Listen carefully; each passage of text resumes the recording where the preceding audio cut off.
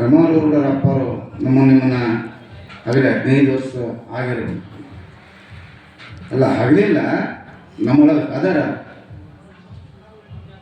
ಅಂತರ ಆತ್ಮ ಏನು ಅಂದ್ರೆ ಅಂತ ಆತನ ನಾಮಸ್ಮರಣೆ ಶಿವನಾಮಸ್ಮರಣೆ ಯಾರ ಪ್ರತಿನಿತ್ಯ ಯಾರು ಅಂತೀರಿ ಅವರು ಹೃದಯಗ ಜ್ಯೋತ ಯಾರಂತ ಯಾರಪ್ಪ ಅಂದ್ರೆ ನಮ್ಮ ಹನುಮರೂಢರಪ್ಪ.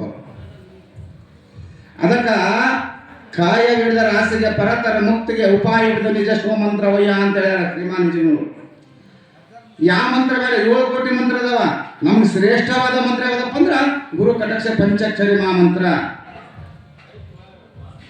ಅದ ಹಲವಾರು ವಿಚಾರಗಳದ ಅಂದ್ರ ಸಿದ್ಧಾರೂಢರ ಮಗನಾಗಿರ್ತಕ್ಕಂಥ ಮೌನಗಿ ಗುರುನಾಥರೂಢರ ಪರಮಹಂಸಾರಿ ನಮ್ಮ ಆರುಢ ಜ್ಯೋತಿ ನಾವು ಒಂದ ಕಂಡಿದ್ವಿ. ಈಗ ಅದ ಆರುಢ ಜ್ಯೋತಿ ನಿಮ್ಮ ಕಾಗದಾಳಗೈತಿ ಪುಣ್ಯಾತ್ಮರೇ, ಕಾಗದಾಳಗದ ಅದೊಂದು ಜ್ಯೋತಿ ಸ್ವರೂಪ ಅಲ್ಲ. ಅದಕ್ಕೆ ಪುಣ್ಯಾತ್ಮರೇ ಈ ಕಾಯಿ ವ್ಯರ್ಥ ಮಾಡ್ಕೊಳ್ಬಾರ್ದು. ಕಾಯಿ ಇದನ್ನ ಹಂಗ ಕಳಿಸ್ಬಾರ್ದು, ಸ್ವಲ್ಪ ದಂಡಿಸ್ಬೇಕು. ಯಾರಿಗ? ಗುರುಗ. ಎದಕ್ಕೆ ಗುರು ಅಂದ್ರೆ ಗುರು ಕಟಾಕ್ಷರ ಪಂಚಾಕ್ಷರ ಮಹಾಮಂತ್ರ ಅನ್ಕೊಂತ ದಂಡಿಸಿದ್ರೆ ಮಾತ್ರ ಅವ್ನಿಗೆ ಏನಾಗ್ತದಂದ್ರ ಪುನರ್ಜನ್ಮ ಪ್ರಾಪ್ತಿ ಆಗ್ತದೆ ಪುಣ್ಯಾತ್ಮರೇ. ಇಲ್ಲಂದ್ರೆ ಆಗೋದಿಲ್ಲ. ಹೇಳೋರು ಕೇಳೋರು ಭಾಳ ಮಂದಿ ಅಲ್ಲ ಆರಕ್ಕರೆ ಆದ್ರೆ ಎಷ್ಟಿಷ್ಟ ಆದ್ರೆ ಆ ಗುರುವಿನ ನಮಸ್ಕಾರ ಹೋದೆ ಅಂದ್ರೆ ನೀವು ಏನನ್ನೋದು ಬೇಕಾಗಿಲ್ಲ.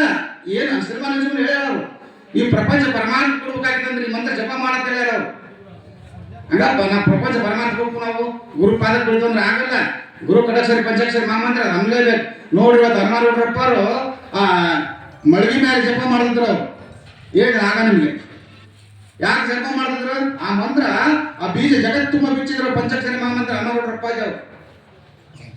ಆ ಮಂತ್ರದಿಂದ ಉದ್ಭವದ ಜಗತ್ತೆ ಏನು ಉದ್ಭವ? ಶಾಂತಿ, ಸಮಾಧಾನ, ನೆಮ್ಮದಿ ಎಲ್ಲ ಉದ್ಭವ. ಶಾಂತಿ, ಸಮಾಧಾನ, ನೆಮ್ಮದಿ ಉದ್ಭವ ಆಗಿತ್ತು ನಿಮ್ಮಲ್ಲಿ ಅಂದ್ರೆ ಅದು ಏನಾಗ್ತದೆ ಅಂದ್ರೆ ಜ್ಞಾನ ಸಂಪತ್ತು ಉದಯ ಆಗ್ತದೆ ಪುಣ್ಯಾತ್ಮರೇ. ಅದು ಜ್ಞಾನ ಸಂಪತ್ತು ಉದಯ ಆಗ್ತದ. ಮತ್ ಜ್ಞಾನ ಸಂಪತ್ತು ಬರ್ಬೇಕಾಗಿತ್ತಂದ್ರ ಯಾರ ಕಡೆ ಅಂದ್ರೆ ಒಂದು ಮಹಾತ್ಮರ ಕಡೆಯಿಂದ, ಒಂದು ಪೂಜ್ಯರ ಕಡೆಯಿಂದ, ಒಬ್ಬ ಸಾಧು ಸಂತರ ಕಡೆಯಿಂದ, ಇಂತಹ ಕಡೆಯಿಂದ ನೀವು ಆಶೀರ್ವಾದ ಮಾಡಿಕೊಂಡ್ರ ಉಪದೇಶವನ್ನು ತೆಗೆದುಕೊಂಡ್ರ ಅದನ್ನ ಏನಾಗ್ತದಂದ್ರ ಕಾಯಿ ಹಿಡಿದ ರಾಸಿಗೆ ಪರತರ ಮುಕ್ತಿಗೆ ಉಪಾಯ ಇರುವುದು ನಿಜ ಶಿವಮಂತ್ರವಯ್ಯ. ಅಂದ್ರ ಇದು ನಿಜ. ಇದು ಕಾಯಿನ ನಿಜ ನಿಜ ಶಕ್ತಿ ಒಳಗೆ ನೀನು ಹೋಗ್ತಿ ಅಂದ್ರ ನಿಜ ಶಕ್ತಿ ಒಳಗೆ ನೀವು ಹೋದೆ ಅಂದ್ರ ಅಲ್ಲಿ ಏನಿಲ್ಲ, ಯಾವ ಭಯನಿಲ್ಲ, ಯಾರ್ದು ಭಯನಿಲ್ಲ. ಇದು ಯಮನದ ಭಯ ಇಲ್ಲ, ಇದು ದೈತ್ರದ ಭಯ ಇಲ್ಲ, ಇದು ಭೂತಗಳ ಭಯ ಇಲ್ಲ. ಅದಕ್ಕೆ ಹೇಳಿದ್ರು ಭಯ ಹೋಗ್ಬೇಕಾಗತ್ತಂದ್ರ ಎಂತ ಗುರು ಬೇಕಂದ್ರೆ ನಮ್ಮ ಅಮರೂಢರಪ್ಪರಂತ ಅಪ್ಪಾಜಿ ಅವರು ಇದ್ರು ಮಾತ್ರ ಭಯ ಹೋಗ್ತಾರೆ. ಇಲ್ಲಾಂದ್ರೆ ಆಗಲ್ ಪುಣ್ಯಾತ್ಮರೇ.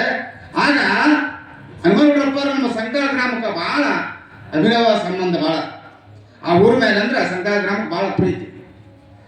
ಅಪ್ಪರು ಆ ಊರುಗೌಡ್ರನ್ನ ಕರೆಸಿ ಗೌಡ್ರ ಮತ್ತೆ ಕರಿ ತಗ್ಸ್ಬೇಕಲ್ರಿ ಅಂದ್ರೆ ಅಲ್ಲಿ ಇರೋ ಸ್ವಲ್ಪ ನೀರದ ಅಪ್ಪಾಜಿ ಹೋದ್ರೆ ಏನ್ ಮಾಡ್ಕೊಂತ ಅವ್ರಂದ್ರು ತಗ್ಸ್ಬೇಕು ಈ ವರ್ಷ ಕೆರೆ ಆಯ್ತು ತರಿಸ್ಬೇಕು.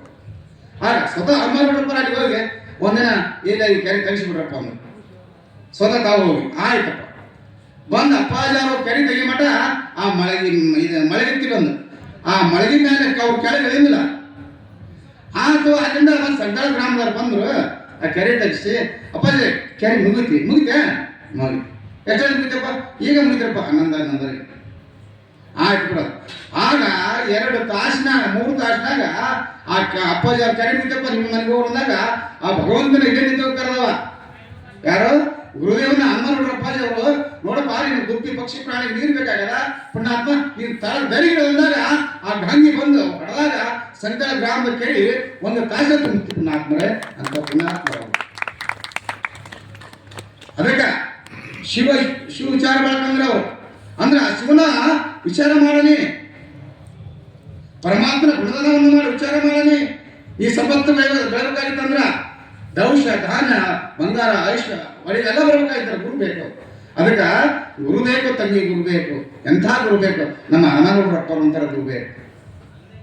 ಅದಕ್ಕೆ ಪುಣ್ಯಾತ್ಮರೇ ಇವತ್ತಿನ ದಿವಸ ಏನಪ್ಪ ಅಂದ್ರೆ 15ನೇ ಪುಣ್ಯ 6 ನಿಮಿತ್ತವಾಗಿ ಭಾಳ ನಮಗೆ ಹನುಮರೂಢರಪ್ಪರ ಅಂದ್ರೆ ಭಾಳ ಇಷ್ಟ ನಮಗೆ.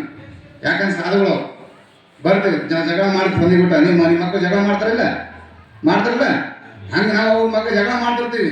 ಅದ್ರ ನಮ್ಮ ಸಾಧು ಹಂಗೆ ಮಾಡಿದವ್ರು ಹಿಂಗೆ ಮಾಡಿದವ್ರು ಮತ್ತೆ ಮುಂದೆ ಭ್ರಾಂತಿ ಒಂದು. ಅದಕ್ಕೆ ಈ ಭ್ರಾಂತಿ ಒಳಗೆ ಹೋಗೋರು ಪುಣ್ಯ ಆಗ್ತಾರೆ.